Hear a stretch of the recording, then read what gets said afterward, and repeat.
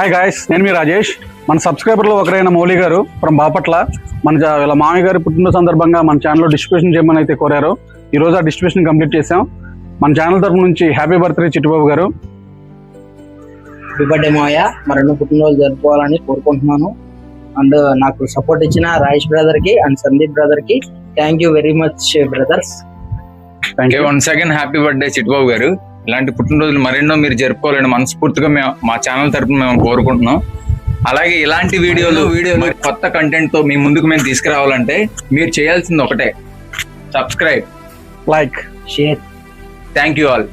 Signing off, me Rajesh.